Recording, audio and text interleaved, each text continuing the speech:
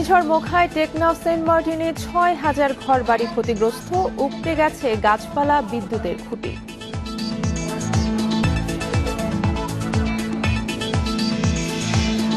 Super cyclone হয়নি মোখা, অতি প্রবল ঘূর্ণিঝড় আকারেই উপকূলে অতিক্রম, বলছে আবহাওয়া অফিস।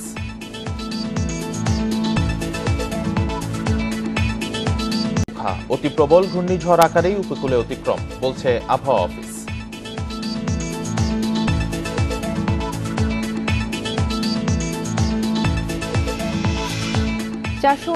বাংলাদেশের সম্পদ অনুসন্ধানে দুবাই যাচ্ছে দুদক, চাওয়া হয়েছে গোল্ডেন ভিসা পাওয়াদের তথ্য।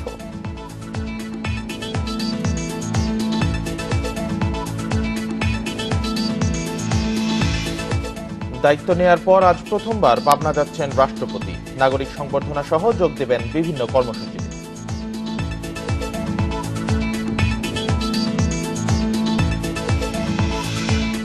এবং শেষ ম্যাচে আয়ারল্যান্ডকে ৫ রানে হারিয়ে সিরিজ জয় বাংলাদেশের, মুস্তাফিজের ৪ উইকেট শিকার।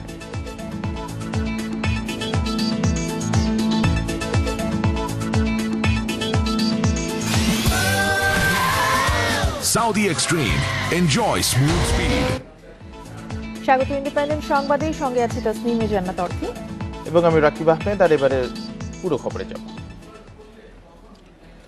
ঘূর্ণিঝড় মোখার তাণ্ডবে ক্ষতিগ্রস্ত হয়েছে টেকনামের প্রায় ৫,০০০ বসতবাড়ি, উপড়ে গেছে গাছপালা, বিদ্যুতের খুঁটি। আর সেন্ট মার্টিনে ক্ষতিগ্রস্ত হয়েছে প্রায় ১,০০০ ঘরবাড়ি।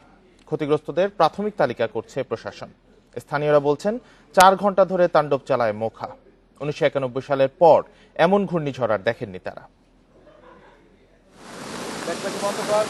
অতি প্রবল ঘূর্ণিঝড় মোখা রোববার বেলা ১টার দিকে তাণ্ডব শুরু করে টেকনাফে।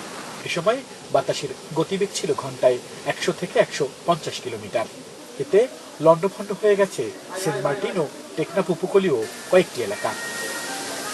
স্থানীয়রা বলছেন ৩০ বছর পর ঝড়ের এমন তাণ্ডব দেখেছেন তারা। ৯১ বন্যা দেখছি, ঘূর্ণিঝড় অনেক, আজ ৯৪ একটা দেখছি, ওখানে একটা দেখা গেল অনেক বাতাস। প্রায় ৩ ঘন্টা মতো, ৯৪ তো ২ ঘন্টা ২.৫ ঘন্টায় শেষ হয়ে গেছে। টেকনাফের মাঝের পাড়া, ডাঙ্গার পাড়া সহ বিভিন্ন এলাকার ঘরবাড়ি, গাছপালা ও বিদ্যুতের খুঁটি সহ নানান অবকাঠামো উপড়ে গেছে। গদ্দর তো সবার ভাঙছে, গাছ পড়ছে, একদম সব নষ্ট হয়ে গেছে, ঘর বাড়ি বেগুন নষ্ট হয়ে গেছে, খুরা মুরগি বেগুন নষ্ট হয়ে গেছে। এদিকে ঘূর্ণিঝড় মোখায় সেন্ট মার্টিনে প্রায় ১,০০০ কাঁচা বাড়িঘর ভেঙেছে বলে প্রাথমিকভাবে দাবি করেছেন স্থানীয় জনপ্রতিনিধি। সেন্ট মার্টিনের সবচেয়ে কাঁচাঘর বাড়ি, যতগুলি কাঁচাঘর বাড়ি আছে সবগুলি ভেঙে ফেলছে। রোডগার্ডের গাছগুলি ভেঙে ফেলছে। তারপর হচ্ছে যে আপনার করিডোর, অনেক করিডোর, প্রায় ৬০-৭০টি করিডোরের টিন উড়িয়ে নিয়ে গেছে। প্রায় ১৯০০ বাড়িঘর আছে, হাজার ১২০০ হবে।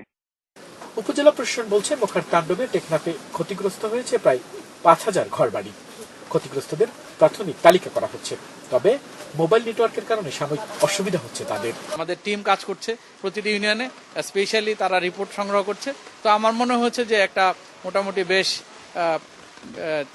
৪-৫ হাজার গর্ত মানে কোনো না কোনোভাবে ক্ষতিগ্রস্ত হয়েছে। কিছু হয়তো বা আংশিক, কিছু হয়তো বা সম্পূর্ণ ক্ষতিগ্রস্ত হয়েছে। ১০,০০০-এর মতো কাঁচা ঘরবাড়ি আংশিক ক্ষতিগ্রস্ত হয়েছে এবং ২,০০০-এর মতো কাঁচা ঘরবাড়ি সম্পূর্ণ ক্ষতিগ্রস্ত হয়েছে। আপনারা জানেন যে সেন্ট মার্টিনে সবচেয়ে ক্ষতি বেশি হয়েছে, সেখানে গাছপালা প্রচুর ভেঙে পড়েছে, সেখানে কাঁচা ঘরবাড়ি মোটামুটি প্রায় সবই ক্ষতিগ্রস্ত হয়েছে। রোববার সকাল ৮টা থেকে বিদ্যুৎ বিচ্ছিন্ন রয়েছে এই উপজেলা। ঝড়ে বিদ্যুতের খুঁটি উপড়ে ও তার ছিঁড়ে যাওয়ায় বিদ্যুৎ সঞ্চালন স্বাভাবিক হতে সময় লাগবে বলছে প্রশাসন। আল আমিন হোসেন, ইন্ডিপেন্ডেন্ট নিউজ, শাহপুরের দ্বীপ, টেকনাফ। ঘূর্ণিঝড়ের আরো খবর জানাতে টেকনাফ থেকে যোগ দিচ্ছেন সহকর্মী আলামিন হোসেন।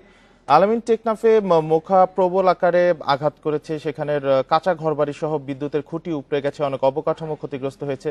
এখন ক্ষতিগ্রস্তদের আসলে ঘরবাড়ি পুনর্গঠন, পুনঃস্থাপন এবং তাদের সহায়তায় কি করা হচ্ছে?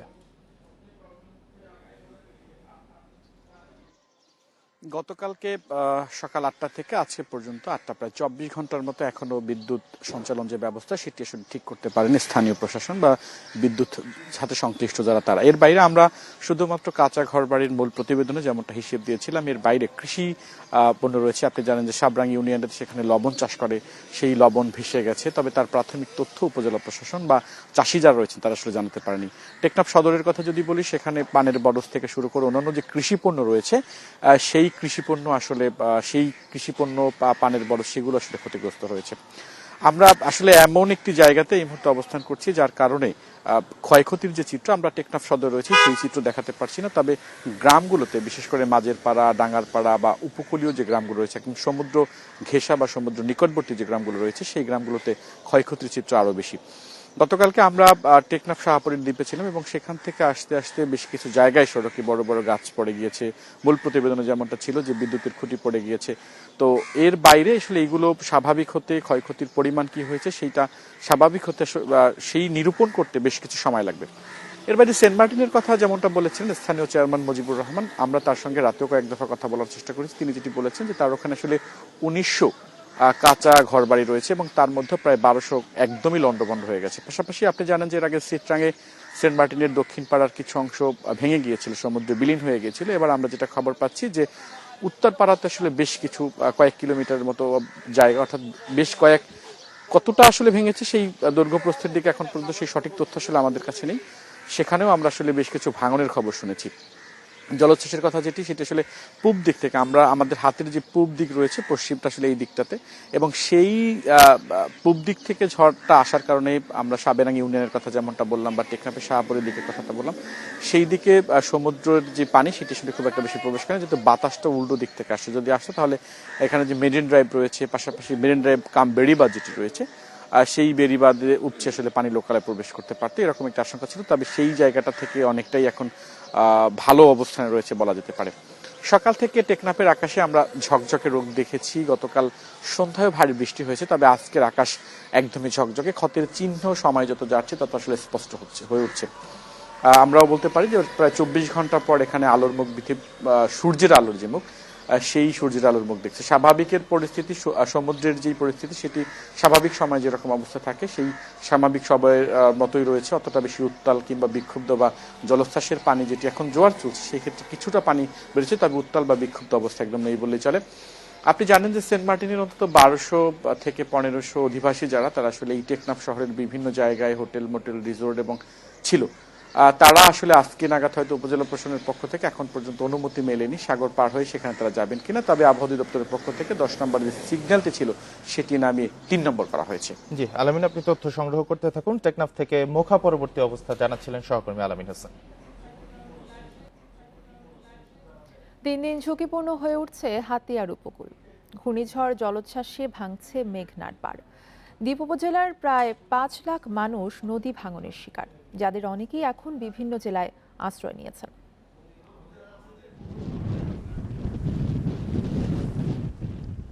ঘূর্ণিঝড় মোখার প্রভাবে বিক্ষুব্ধ মেঘনা।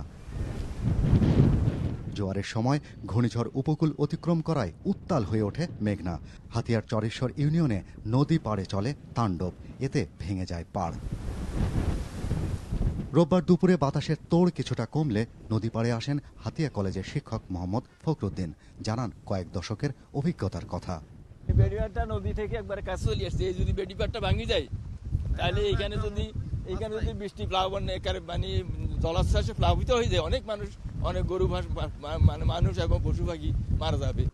ঝড়ের প্রভাবে চরেশ্বর, শুকচর, নলচিরা ইউনিয়ন সবচেয়ে বেশি ক্ষতিগ্রস্ত হয়। এলাকাবাসীর চাঁদার টাকায় কেনা জিও ব্যাগ দিয়ে ভাঙন ঠেকাতে নেমে পড়েন স্বেচ্ছাসেবীরা। তারা বলছেন দীর্ঘদিন ধরে স্থায়ী বাঁধের দাবি জানানো হলেও মেলেনি সমাধান। ব্যবস্থা নিলে তো আর ভাঙতো না, ব্যবস্থা তো নেওয়াই হয়নি। এই যে মানুষের পাবলিকের টাকা তুলি কিছু বস্তা বস্তা ফালাইছে। হাতিয়া ছোট্ট একটা দ্বীপে চারিদিকে নদী, এখানে কিছু বেড়িবাঁধ নাই, কোন রকমের বাদ নাই, মানে আমরা অসহায়ের মতো আছি এখানে। এই হাতিয়া নদী ভাঙন কবলিত এলাকাকে বাঁচানোর জন্য আমাদের প্রধানমন্ত্রীর প্রতি আমাদের আকুল আবেদন, আমাদেরকে বলক পাতের মাধ্যমে যদি দেয় তাহলে আমরা নদী ভাঙা থেকে বাঁচতে পারবো। হাতিয়ার 11টি ইউনিয়নের মধ্যে মেঘনায় ভাঙন তীব্র হচ্ছে নলচিরা, তমরুদ্দিন, কেরিংচর, হরণী, চানন্দি ও সোনাদিয়া ইউনিয়নে। এসব এলাকায় বসবাস করা প্রায় 5 লাখ মানুষের জীবন ও সম্পদ রক্ষায় দরকার স্থায়ী বাঁধ। সবচেয়ে বেশি ভালনারেবল আছে যে আমাদের নিঝুম দ্বীপ যে ইউনিয়নটা, নিঝুম দ্বীপে যেহেতু এখন পর্যন্ত কোনো বেড়িবাঁধ হয়নি, সেহেতু নিঝুম দ্বীপে জলোচ্ছ্বাস হলে সবচেয়ে বেশি ক্ষতিগ্রস্ত হওয়ার সম্ভাবনা আছে। মূল ভূখণ্ডে যখন নোনা পানি ঢুকে যায় তাহলে সে জায়গাতে মাছ, ফসল এগুলো বেশি ক্ষতিগ্রস্ত হয়। হাতিয়ার ঝুঁকিপূর্ণ এলাকা রক্ষায় প্রায় 2200 কোটি টাকার একটি প্রকল্প একনেকে পড়ে আছে বলে জানিয়েছেন স্থানীয় প্রতিনিধিরা। Shahriar Anirban, independent news, Hatiya, Noakhali. ঘূর্ণিঝড় পরবর্তী পরিস্থিতি নিয়ে আরও জানাতে কক্সবাজার থেকে আমাদের সাথে যুক্ত হচ্ছেন সহকর্মী তৌফিকুল ইসলাম। তৌফিকুল, ঘূর্ণিঝড় পরবর্তী কক্সবাজারের অবস্থা বর্তমানে কেমন দেখছেন? আর বেশিরভাগ ক্ষয়ক্ষতি আসলে সেন্ট মার্টিন এবং টেকনাফে হয়েছে, কক্সবাজারের পরিস্থিতি কি? হ্যাঁ, কক্সবাজারের পরিস্থিতি হচ্ছে গত 48 ঘন্টার পর আমরা আজকে সকালেই রোদের দেখা পেয়েছি। একেবারেই সকাল থেকেই রোদ হচ্ছে, কক্সবাজারে কোনো বৃষ্টিপাত নেই। যদিও বা গতকাল এবং গত পরশুদিন থেমে থেমে বৃষ্টি হয়েছিল এবং মাঝারি ধরনের অর্থাৎ ভারী বৃষ্টি হয়েছিল, এরকমই আমরা দেখেছি। এখন পরিস্থিতি অনেকটা স্বাভাবিক। সমুদ্র গতকালকে এবং গত পরশু বেশ উত্তাল ছিল। সে উত্তাল সমুদ্র যে রূপ সেটি কিছুটা পরিবর্তন হয়েছে, এখন শান্ত হয়েছে। যদিও এখন সমুদ্রে 3 নম্বর সতর্কতা সংখ্যা দেখিয়ে যেতে বলেছে আবহাওয়া অফিস। তো আসলে সমুদ্র পাড়ে মানুষ এখন যেতে শুরু করেছে। সবকিছু মিলিয়ে হচ্ছে যে ঘূর্ণিঝড় মোখাই সবচেয়ে বেশি ক্ষতিগ্রস্ত হয়েছে টেকনাফ এবং সেন্ট মার্টিন দ্বীপে। সেখানে 12,000 ঘর সম্পূর্ণ এবং আংশিক ভেঙে গেছে বলে আমরা জানতে পেরেছি। গতকাল রাতে জেলা প্রশাসক মোহাম্মদ শাহিন ইমরান একটি তথ্য আমাদেরকে জানিয়েছেন। তো তারপরে যে সকল ঘর বাড়ি বিধ্বস্ত হয়েছে, তো সেটি পুনর্নির্মাণ কিংবা তাদের যে সহায়তার বিষয়টি নিয়ে তারা দেখছেন। এবং ইতিমধ্যে আপনারা জানেন সরকারিভাবে যে অর্থ বরাদ্দ দেওয়া হয়েছে সেটি পর্যায়ক্রমে আজকে থেকে এটি বিতরণ করা হবে এবং সেই সাথে যে সকল ঘর অর্থাৎ বিধ্বস্ত হয়ে গেছে তাদেরকে প্রয়োজন অনুযায়ী, যেহেতু প্রায় 200 বান্ডিল টিন তারা ইতিমধ্যে বরাদ্দ রেখেছে, সেটি বিতরণ করবে। যে এলাকায় অর্থাৎ যদি কোনো এলাকায় যদি পানি উঠে থাকে তাহলে কক্সবাজারের যে পানি উন্নয়ন বোর্ড আছেন এবং সেই সাথে জনস্বাস্থ্য প্রকৌশল অধিদপ্তর থেকে সেখানে তাদেরকে যে খাবার পানি সহ অন্যান্য সুযোগ সুবিধা তারা ইতিমধ্যে সেটি বিতরণ করছেন। আমি যেখানকার জনস্বাস্থ্য প্রকৌশলের নির্বাহী কর্মকর্তার সাথে আমার কথা হয়েছে, তিনি আমাকে বলছেন তারা চেষ্টা করে যাচ্ছেন। টেকনাফ এবং বিশেষ করে সেন্ট মার্টিন এখন যাতায়াতের সুবিধা নেই। যদি সুবিধা যেহেতু নাফ নদী কিছুটা এখন উত্তাল রয়েছে, তো যদি সেন্ট মার্টিন যাওয়ার সুযোগ হয়ে যায় তাহলে সেখানে অর্থাৎ সেন্ট মার্টিন দ্বীপে তারা কাজ শুরু করবেন বলে আমাদেরকে জানিয়েছেন। কক্সবাজার থেকে জানাচ্ছিলেন তৌফিকুল ইসলাম। সন্ধ্যায় ঘূর্ণিঝড় মোখার কেন্দ্র দেশের উপকূল পুরোপুরি অতিক্রম করার পর রাতে মিয়ানমারে এটি স্থল নিম্নচাপে রূপ নেয়। দেশের সব সমুদ্র বন্দরকে 3 নম্বর হুঁশিয়ারি সংকেত দেখাতে বলা হয়েছে। আবহাওয়া অধিদপ্তরের রাতের সবশেষ ব্রিফিংয়ে জানানো হয় মিয়ানমারের ভূভাগে প্রবেশের পর শক্তি হারিয়ে স্থল নিম্নচাপে পরিণত হয়েছে। আবহাওয়া অধিদপ্তরের উপপরিচালক আব্দুর রহমান খান জানান, কক্সবাজার সমুদ্র বন্দরকে 10 নম্বর মহাবিপদ সংকেতের বদলে স্থানীয় 3 নম্বর, চট্টগ্রাম ও পায়রা সমুদ্র বন্দরকে 8 নম্বরের বদলে স্থানীয় 3 এবং মংলা সমুদ্র বন্দরকে 4 নম্বরের বদলে স্থানীয় 3 নম্বর সতর্ক সংকেত দেখাতে বলা হয়েছে। উত্তর বঙ্গোপসাগরে অবস্থান করা মাছ ধরা সব নৌকা ও ট্রলারকে পরবর্তী নির্দেশ না দেওয়া পর্যন্ত নিরাপদ আশ্রয়ে থাকতে বলা হয়েছে। ঘূর্ণিঝড় মোখা উত্তর উত্তর পূর্ব দিকে অগ্রসর এবং দুর্বল হয়ে সিটুয়ের নিকট মায়ানমারের স্থল গভীর নিম্নচাপে পরিণত হয়েছে এবং আজ 14 মে 2023 সন্ধ্যা 6টায় উপকূল অতিক্রম সম্পূর্ণ করেছে। এটি স্থলভাগের অভ্যন্তরে আরও উত্তর এবং উত্তর পূর্ব দিকে অগ্রসর এবং বৃষ্টি জড়িয়ে ক্রমান্বয়ে দুর্বল হয়ে যাচ্ছে। কিছু বিশ্লেষকের সুপার সাইক্লোনের ধারণা ভুল প্রমাণ করে অতি প্রবল ঘূর্ণিঝড়ের আকারেই উপকূলে আঘাত এনেছে মোখা। আবহাওয়া বিভাগ বলছে গাণিতিক মডেল এবং বিশ্ব আবহাওয়া সংস্থার সঙ্গে সমন্বয় করে পূর্বাভাস দেওয়ার ফলেই সঠিক তথ্য দিতে পেরেছে তারা। রোববার রাতে রাজধানীর আগারগাঁওয়ে আবহাওয়া অধিদপ্তরের সংবাদ সম্মেলনে জানানো হয় এসব কথা। রোববার বেলা ৩টার দিকে টেকনাফ উপকূল অতিক্রম শুরু করে অতি প্রবল ঘূর্ণিঝড় মোখার কেন্দ্র। এ সময় সেন্ট মার্টিন দ্বীপে বাতাসের সর্বোচ্চ গতিবেগ রেকর্ড করা হয় ১৪৭ কিলোমিটার। কিছু বিশ্লেষক এটি সুপার সাইক্লোনের রূপ নিতে পারে বলে ধারণা দিলেও শেষ পর্যন্ত অতি প্রবল ঘূর্ণিঝড় আকারে মোখা আঘাত হানে উপকূলে। আবহাওয়া অধিদপ্তর বলছে, বিশ্ব আবহাওয়া সংস্থার সঙ্গে মিল রেখেই অতি প্রবল ঘূর্ণিঝড়ের ঘোষণা দেওয়া হয়েছে। গাণিতিক মডেলও তাই বলে। আমাদের যে গাণিতিক মডেলগুলো পূর্ব থেকে যে ডাটা দিচ্ছিল, সেক্ষেত্রে কিন্তু আমরা সুপার সাইক্লোনের ইনফরমেশন পাইনি। ফলে আমরা মোটামুটি আমাদের জায়গায় স্থির ছিলাম যে এটা সুপার সাইক্লোনের রূপ নিবে না। যদি আমরা এরকম অবজারভেশন পাই যে এটা সুপার সাইক্লোনের অবস্থায় চলে গেছে, তখন কিন্তু আমরা ডিক্লেয়ার করতে বাধ্য হতাম। রোববার সকাল ৬টার দিকে মোখার কেন্দ্রের ৭৪ কিলোমিটারের মধ্যে সর্বোচ্চ গতিবেগ ছিল ২১৫ কিলোমিটার পর্যন্ত। সকাল থেকে ঘূর্ণিঝড়টি প্রবেশ করতে থাকে কক্সবাজার উপকূলে। এ সময় তীব্র বাতাসের পাশাপাশি বৃষ্টি হয় ওই অঞ্চলে।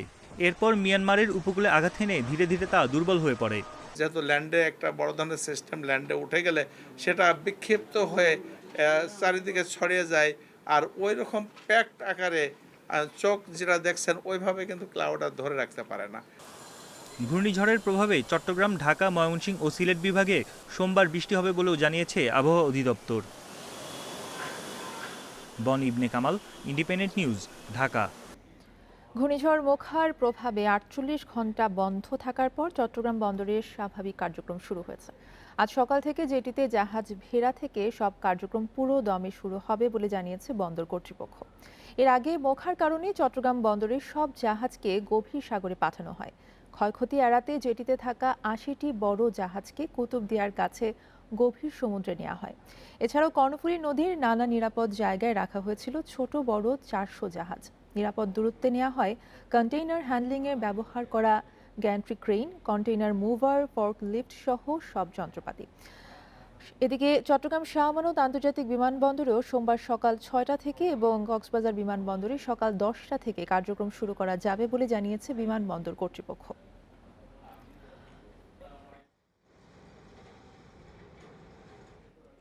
ঘূর্ণিঝড় মোখার কারণে সব বোর্ডের আজকের এসএসসি পরীক্ষা স্থগিত করা হয়েছে। ঐচ্ছিক বিষয়ে পরীক্ষা সব বোর্ডে একই প্রশ্নপত্রে হওয়ার এই সিদ্ধান্তে নেওয়া হয়েছে। বোর্ড বলছে, রুটিন অনুযায়ী ২৩ মে সব পরীক্ষা শেষ হওয়ার পর নেওয়া হবে স্থগিত পরীক্ষা। ঘূর্ণিঝড় মোখার কারণে চট্টগ্রাম, কুমিল্লা, যশোর, বরিশাল মাদ্রাসা ও কারিগরি বোর্ডের রোববারের পরীক্ষা স্থগিত করা হয়। একই সাথে সব বোর্ডে সোমবারের পরীক্ষা বন্ধ করা হয়েছে।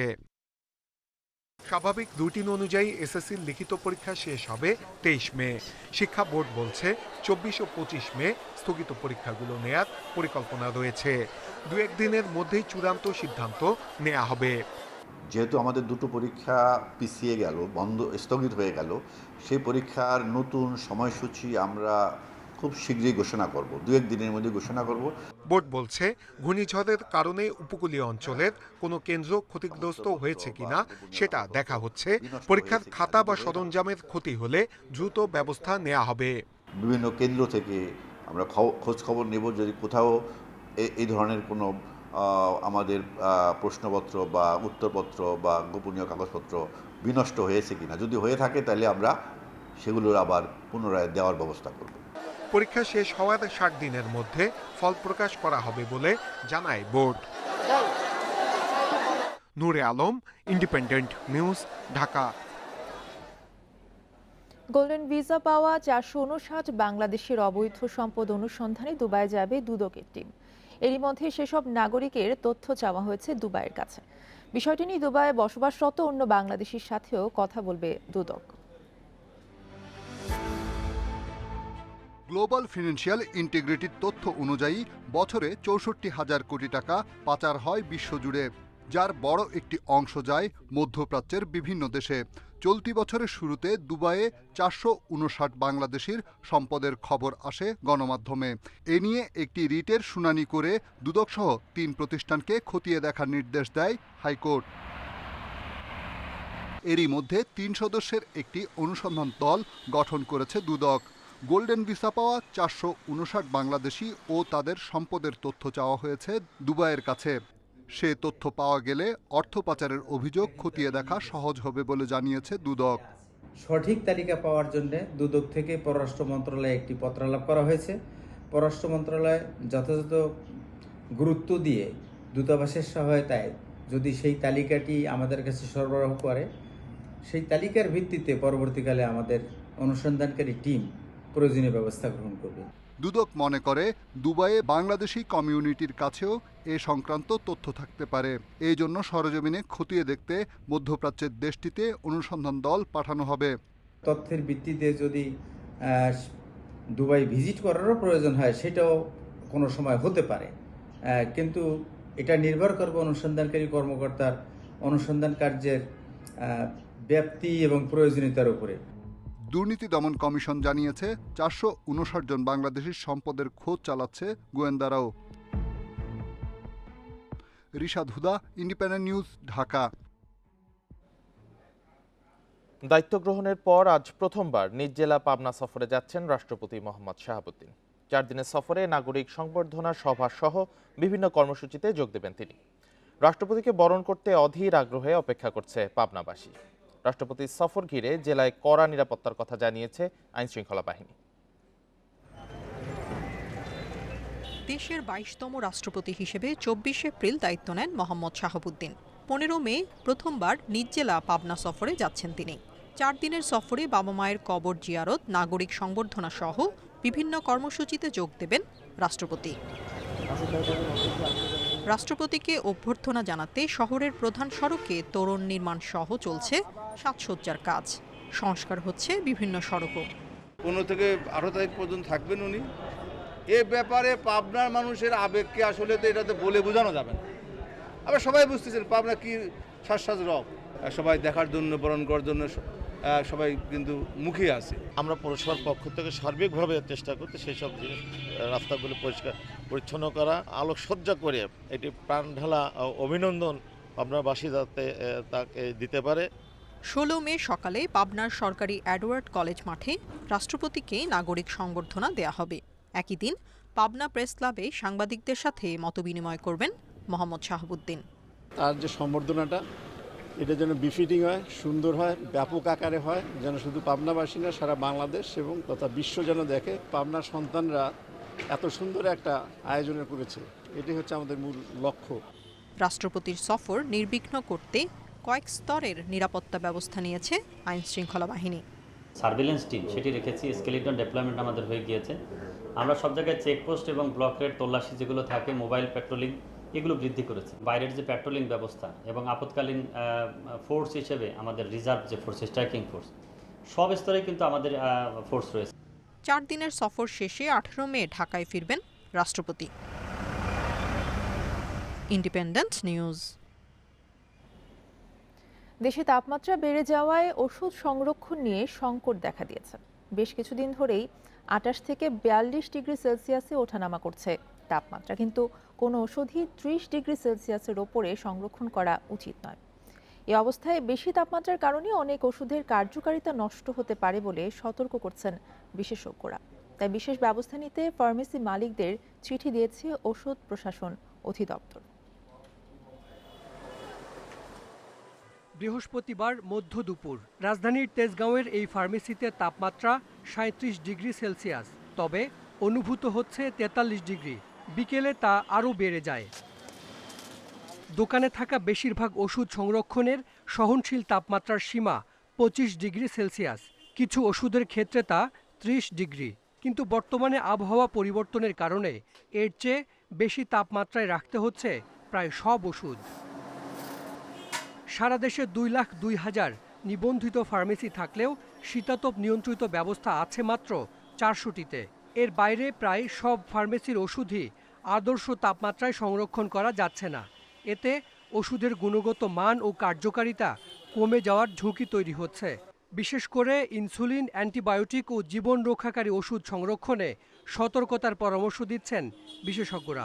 অধিকাংশ ওষুধের ক্ষেত্রে আসলে 40 ডিগ্রি তাপমাত্রা একটা ঝুঁকিপূর্ণ রেঞ্জ, যেখানে পৌঁছে গেলে পরে বেশ বড় সংখ্যক ওষুধেরই আসলে কার্যকারিতা বিপদগ্রস্ত বা রেঞ্জ অফ এর বাইরে চলে যাওয়ার সম্ভাবনা থাকে। রাষ্ট্রের পক্ষ থেকে একটা তালিকা দেওয়া যেতে পারে, এই ওষুধগুলোর ক্ষেত্রে সংবেদনশীলতা বেশি বিধায় তারা আসলে বলে দিল যে এই ওষুধগুলোর ক্ষেত্রে তাপমাত্রা সংবেদনশীলতা আছে বেশি, অর্থাৎ অন্তত এই ওষুধগুলো ক্রয়ের ক্ষেত্রে আপনারা নির্দিষ্ট ফার্মেসি যেখানে যে শীতাতপ নিয়ন্ত্রিত আছে সেখানে গ্রহণ করেন। এই অবস্থায় ফার্মেসির তাপমাত্রা স্বাভাবিক রাখতে বিভিন্ন পরামর্শ দিয়ে মালিকদের চিঠি দিয়েছে ঔষধ প্রশাসন অধিদপ্তর। বায়ুমণ্ডলের অত্যধিক তাপমাত্রার জন্য আমাদের ফার্মেসিগুলোতে ওষুধের যে মান আছে তার অবনতির আশঙ্কা আছে। আমাদের একটা লিখিত ইনস্ট্রাকশন যাচ্ছে ফার্মেসিগুলোকে, তাদের সুনির্দিষ্ট লিখিতভাবে তাদের কাছে আমরা পাঠাচ্ছি, এই বিশেষ করে দুপুরবেলা যাতে তাদের টেম্পারেচারটা কম রাখার জন্য তারা বিশেষ নজর রাখে। তাপমাত্রার হেরফের হলেই নষ্ট হতে পারে ওষুধের কার্যকারিতা, তাই বাড়িতেও সতর্কতার সঙ্গে ওষুধ সংরক্ষণের পরামর্শ বিশেষজ্ঞদের। Hasan Misbah, independent news, Dhaka. Gazipur city নির্বাচনে প্রার্থীদের পাল্টাপাল্টি অভিযোগে জমে উঠেছে প্রচারণা। নিজের প্রচারণায় আওয়ামী লীগের নেতাকর্মীদের বিরুদ্ধে হামলা চালানোর অভিযোগ তুলেছেন স্বতন্ত্র প্রার্থী জায়েদা খাতুন ও সরকার শানুর ইসলাম রনি।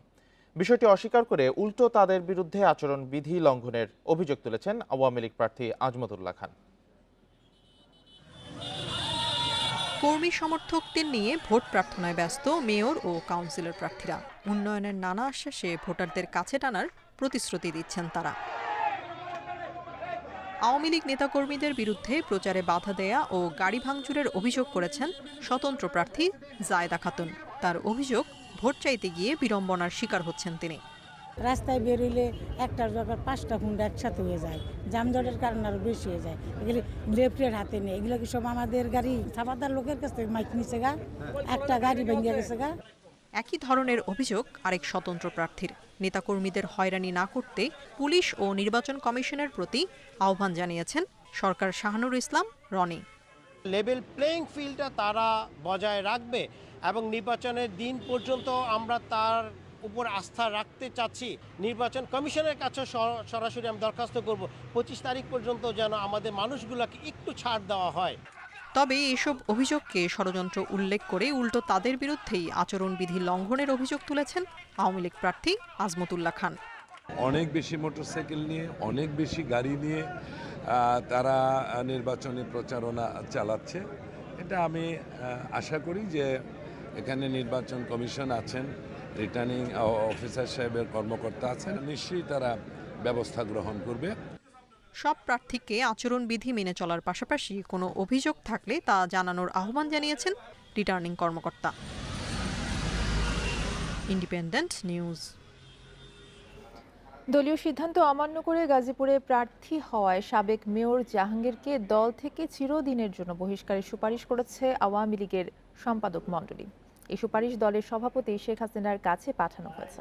তিনি চূড়ান্ত সিদ্ধান্ত নেবেন। দলের নীতি নির্ধারকরা জানান, 5 সিটি এবং জাতীয় নির্বাচন সামনে রেখে দলের শৃঙ্খলা রক্ষায় কঠোর বার্তা দিতেই জাহাঙ্গীরকে বহিষ্কারের সিদ্ধান্ত নেওয়া হয়েছে। গাজীপুর সিটি নির্বাচনে আওয়ামী লীগের মেয়র প্রার্থী আজমতুল্লাহ দলীয় সিদ্ধান্তের বাইরে গিয়ে মনোনয়নপত্র জমা দেন সাবেক মেয়র জাহাঙ্গীর আলম। সেই হিসেবে তিনি বিদ্রোহী প্রার্থী। জাহাঙ্গীরের প্রার্থিতা বাতিল হলেও বিদ্রোহী হওয়াকে বড় অন্যায় হিসেবে দেখছেন কেন্দ্রীয় নেতারা। রোববার ধানমন্ডিতে দলের সভাপতির কার্যালয়ে সম্পাদক মণ্ডলীর বৈঠকে গাজীপুর সিটি নির্বাচন সহ নানা বিষয়ে আলোচনা হয়। একবার ক্ষমার কিছুদিনের মধ্যে আবারও দলের সিদ্ধান্ত অমান্য করায় গাজীপুরের সাবেক মেয়র জাহাঙ্গীর আলমের প্রতি ক্ষোভ প্রকাশ করেন কয়েকজন নেতা। পরে সম্পাদক মণ্ডলীর সর্বসম্মতিতে জাহাঙ্গীরকে দল থেকে চিরদিনের জন্য বহিষ্কারের সুপারিশ করা হয়। স্থায়ীভাবে, চিরস্থায়ীভাবে তাকে কঠোর শাস্তি হলো তাকে বহিষ্কার করা, এবং বহিষ্কারের পরে আর যেন কোনোদিন সে ক্ষমা অথবা সাধারণ ক্ষমার আওতায় মাপ যাতে না দেওয়া হয়, এই অভিমতটি এখানে প্রতিফলিত হয়েছে। যারা বারে বারে পার্টির ডিসিপ্লিনকে ভঙ্গ করে তাদের তো দলের কোনো প্রয়োজন নেই।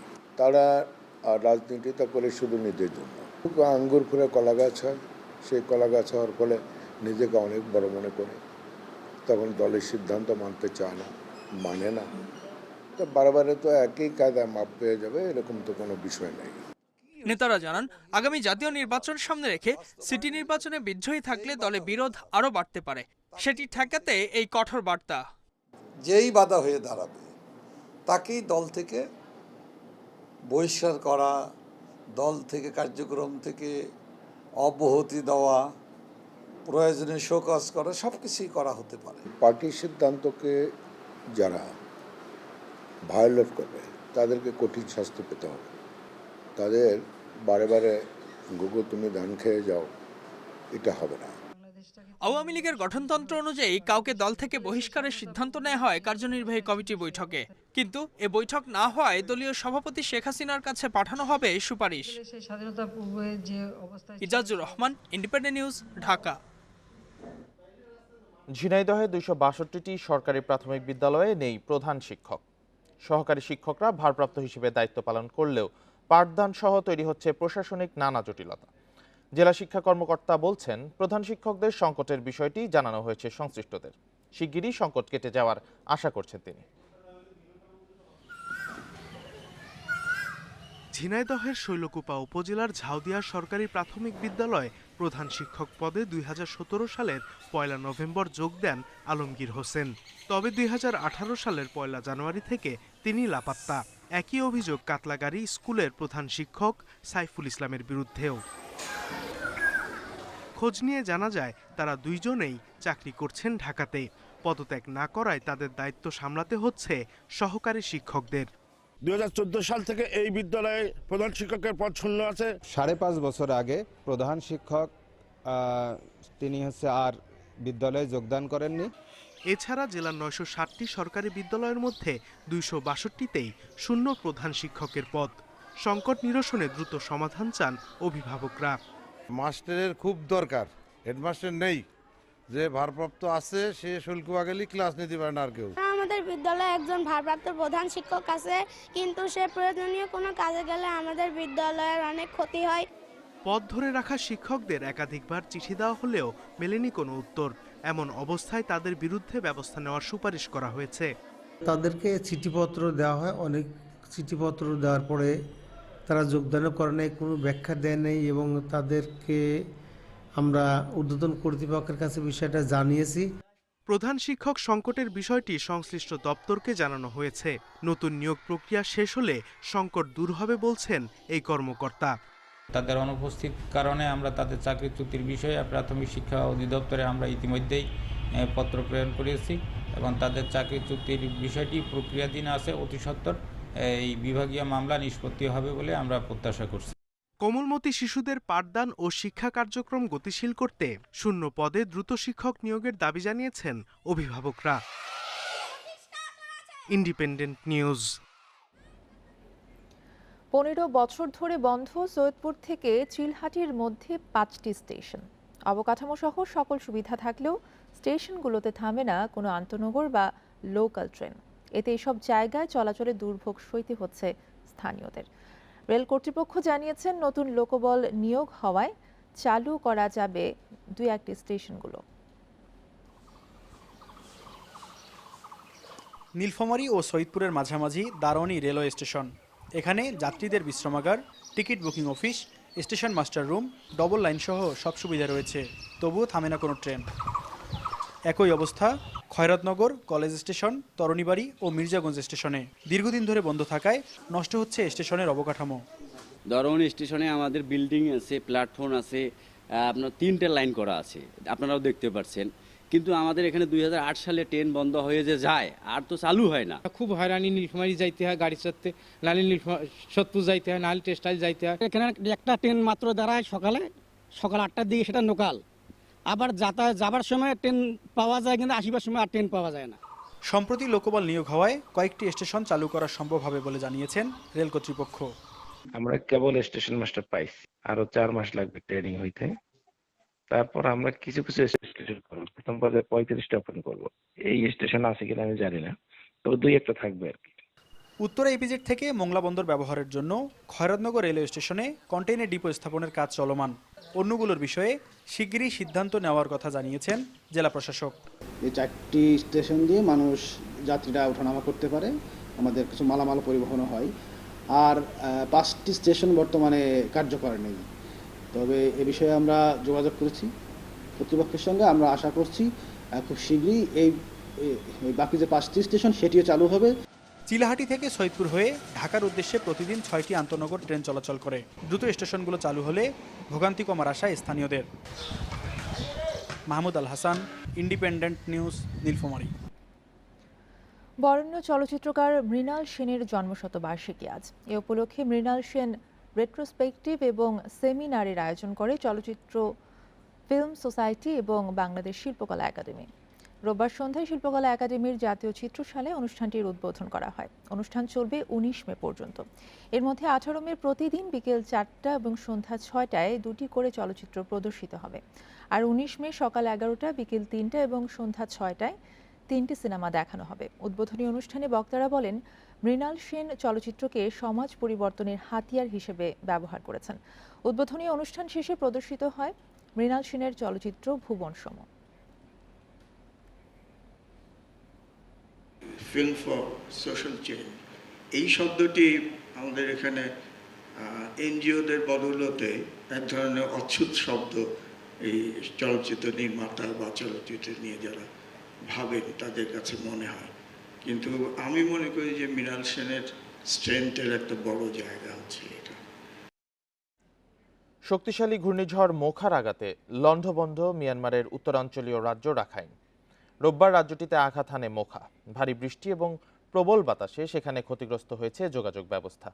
এছাড়া রাস্তার উপর ভেঙে পড়েছে গাছ। মিয়ানমারে ঘূর্ণিঝড়টির বাতাসের সর্বোচ্চ গতিবেগ ছিল ঘন্টায় 259 কিলোমিটার। একে ক্যাটাগরি 5 মাত্রার হ্যারিকেনের সাথে তুলনা করেছে দেশটির আবহাওয়া অধিদপ্তর। ঝড়ের কারণে রাখাইনের সিতাওয়ে শহরে বিচ্ছিন্ন হয়েছে ইন্টারনেট সংযোগ। শহরটিতে দেখা দিয়েছে প্রবল বন্যা। মৃত্যু হয়েছে 3 জনের। এছাড়া মোখার প্রভাবে ক্ষতিগ্রস্ত হয়েছে আরও 2টি শহর। 1 দশকেরও বেশি সময়ের মধ্যে মোখা মিয়ানমারে আঘাত হানার সবচেয়ে ভয়াবহ ঘূর্ণিঝড়।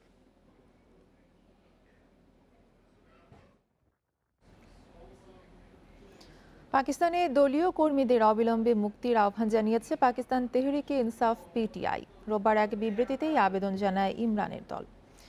9 মে সাবেক প্রধানমন্ত্রী ইমরান খানকে গ্রেফতারের পর থেকে বিক্ষোভ সহিংসতায় পাকিস্তান জুড়ে গ্রেফতার করা হয়েছে অসংখ্য নেতাকর্মীকে।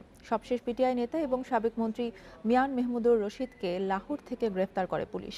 তারা জানে শুধু ইসলামাবাদেই সহিংসতার দায়ে আটক করা হয়েছে 500 জনকে। এদিকে দাঙ্গাকারীদের বিরুদ্ধে তদন্তের প্রতিশ্রুতি দিয়েছেন স্বরাষ্ট্রমন্ত্রী রানা সানাউল্লাহ। বলেন, অডিও এবং ভিডিও রেকর্ডিংয়ের মাধ্যমে দাঙ্গাকারীদের চিহ্নিত করা হয়েছে।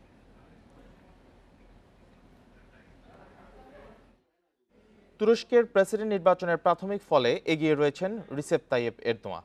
রোববার রাত পর্যন্ত তিনি পেয়েছেন 50.8% ভোট। তার মূল প্রতিদ্বন্দ্বী কামাল কিলিচদারোগলু পেয়েছেন 43.4% ভোট। আল জাজিরা জানায়, মোট ব্যালটের 70.44% ভোট গণনার পর এই ফল প্রকাশ হয়েছে। তবে প্রাথমিক ফলাফল প্রত্যাখ্যান করে কিলিচদারোগলু বলেন তিনি এগিয়ে আছেন। ভোটের আগে জনমত জরিপে এগিয়েছিলেন তিনি। এবার ভোটার উপস্থিতির হার ছিল 85.14%। ভোটারের সংখ্যা 6,40,00,000-এর বেশি। স্থানীয় সময় রোববার সকাল 8টায় ভোট শুরু হয়ে শেষ হয় বিকেল 5টায়। প্রেসিডেন্ট নির্বাচনে কোনো প্রার্থীকে জয়ী হতে 50%-এর বেশি ভোট পেতে হয়। তবে তা না পেলে শীর্ষ 2 প্রার্থী 2 সপ্তাহ পর আবার ভোটের লড়াইয়ে নামবেন। রান অফ ভোট হবে 28 মে।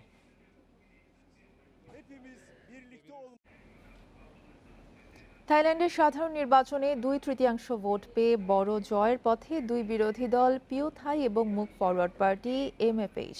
দেশটির দ্য নেশন পত্রিকা পরিচালিত ভোট পরবর্তী জরিপে এই চিত্র উঠে এসেছে। এতে দেখা যায় 20% ভোট গণনা শেষে এগিয়ে রয়েছে বিরোধী দল পেতংতার্ন সিনাওয়াত্রার পিউ থাই। আর দ্বিতীয় অবস্থানে রয়েছে সরকারি দল মুভ ফরওয়ার্ড পার্টি এমএফএইচ। 400 আসনের মধ্যে 32% আসনে জয় পেতে চলেছে পিউ থাই। একইভাবে দলীয় তালিকায় বরাদ্দ 100 আসনের মধ্যেও একই হারে জয় পাবে। এমএফএইচ 29% সরাসরি নির্বাচনী আসন এবং দলীয় তালিকাভুক্ত আসন পাবে বলে ধারণা করা হচ্ছে। তৃতীয় অবস্থানে রয়েছে ডেমোক্রেট পার্টি। 2 ক্যাটাগরিতে তারা 10% আসন পাবে। চতুর্থ স্থানে আছে সাবেক সেনাপ্রধান এবং বর্তমান প্রধানমন্ত্রী প্রয়ুথ চান ওচার দল ইউটিএন। 8% আসনে দলটি জিততে পারে।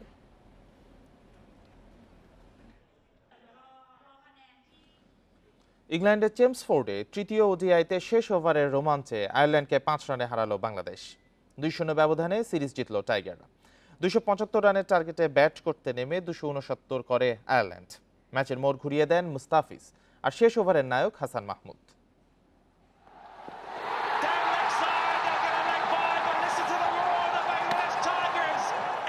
চেমসফোর্ডের ছোট গ্রাউন্ডে 275 রানের টার্গেট কঠিন নয়। আগের ম্যাচে 45 ওভারেই 300 করা আয়ারল্যান্ড এই ম্যাচ সহজ করেছিল ঠিকই। হারের শঙ্কায় থেকে ম্যাচের মোড় ঘুরিয়ে দেন মুস্তাফিজ। প্রয়োজন তখন ৪৯ রান। বল আর রানের ব্যবধান প্রায় সমান।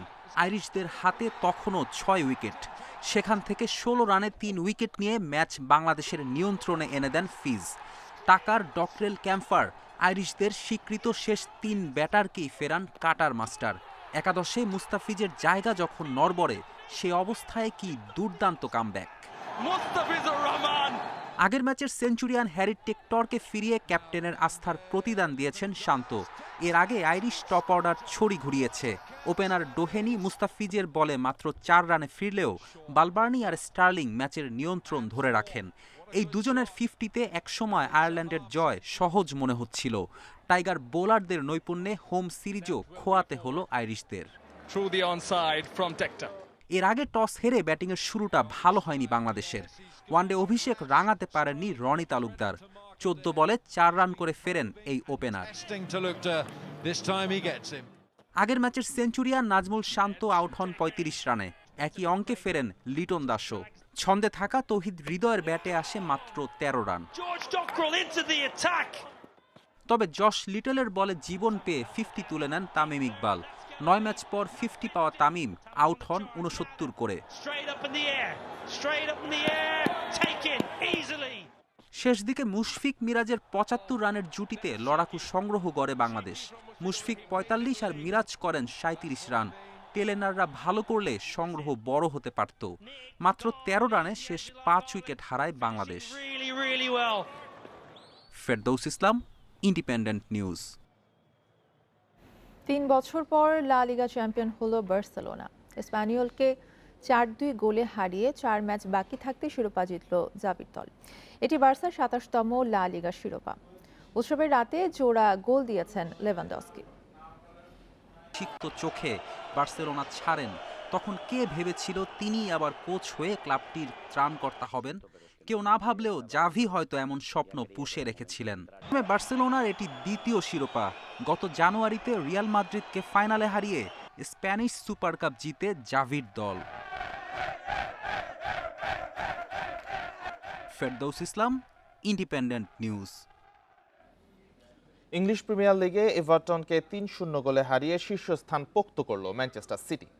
প্রতিপক্ষের মাঠে ম্যান সিটির প্রথম সাফল্য ৩৭ মিনিটে। মাহরেজের অ্যাসিস্টে ডেডলক ভাঙেন ইকার। আবু নাইম সোহাগ কাণ্ডে এবার বাফুফে ম্যানেজমেন্টের ৪ জনকে জিজ্ঞাসাবাদ করেছে তদন্ত কমিটি। এখন পর্যন্ত হওয়া কাজের অগ্রগতিতে খুশি তারা। আর ভেতরের তথ্য খতিয়ে দেখার পর বাইরে নজর দেবে কমিটি। তৃতীয় সভা শেষে এসব কথা জানিয়েছেন তদন্ত কমিটির চেয়ারম্যান কাজী নাবিল আহমেদ। বাফুফের দুর্নীতি বিষয়ে গঠিত তদন্ত কমিটির কাজ চলছে জোরে সোরে। মাত্র ৭ দিনে সারল তৃতীয় সভা। প্রথম বৈঠকে কার্যপরিধি ঠিক করা হয়। সিদ্ধান্ত নেওয়া হয় প্রয়োজন ছাড়া সোহাগকে না ডাকার ব্যাপারে। আর ফিফার অভিযুক্ত একাধিক ব্যক্তিকে জিজ্ঞাসাবাদ করার পাশাপাশি দ্বিতীয় সভায় তাদের থেকে নেওয়া হয় সাপোর্টিং ডকুমেন্ট। তৃতীয় সভায় জিজ্ঞাসাবাদের পরিধি আরও বাড়ানো হয়েছে। ডাকা হয় বাফুফের ম্যানেজমেন্ট সংশ্লিষ্ট ৪ জনকে। ফিফার যে কর্তৃক আনিত যে অভিযোগগুলো আছে সেগুলো আমরা আরও অধিকতর তদন্তে কাজ করছি। আজকেও আমরা কয়েকটি অভিযোগ এবং কয়েকটি কাগজপত্র অনেকগুলো পরীক্ষা করা, সেই সংক্রান্ত আমাদের স্টাফ যারা আছেন তাদের সাথে কথা বলা ইত্যাদি। ৪ জনের সাথে কথা বলে সবাই ম্যানেজমেন্ট লেভেলে আছে। এখন পর্যন্ত সবাই আন্তরিকতার সাথে আমাদের সকল প্রশ্নের উত্তর দিচ্ছেন। এবং সোহাগের বিরুদ্ধে ফিফার অভিযোগ ক্রয় সংক্রান্ত নিয়ে। সরঞ্জাম কেনার ক্ষেত্রে জড়িত থাকে তৃতীয় পক্ষ, তবে তাদের এখনই রাখবে না কমিটি। আমরা তো এখন আগে আমাদের নিজস্ব ভিতরে যে তথ্যগুলো আছে সেগুলো সমস্ত কিছু আমরা করছি, খতিয়ে দেখছি। সেটা হওয়ার পরে এটার সাথে সংশ্লিষ্ট বাইরে যা ইনফরমেশন আছে সেগুলো আমরা দেখব। ৩০ কার্যদিবস হিসেবে তদন্ত কমিটির রিপোর্ট জমা দেওয়ার শেষ সময় জুনের মাঝামাঝি। হাতে এখনও সময় থাকায় প্রতিটি বিষয় ধীরে ধীরে খতিয়ে দেখতে চায় তদন্ত কমিটি। কাছে যা আমরা পিয়াস সাহা, ইন্ডিপেন্ডেন্ট নিউজ, ঢাকা। আর এই ছিল এখনকার সংবাদে। ইন্ডিপেন্ডেন্ট টেলিভিশনের সব খবর বিস্তারিত জানতে চোখ রাখুন ফেসবুক, ইউটিউব ও টুইটার। এতক্ষণ সাথে থাকার জন্য ধন্যবাদ সবাই।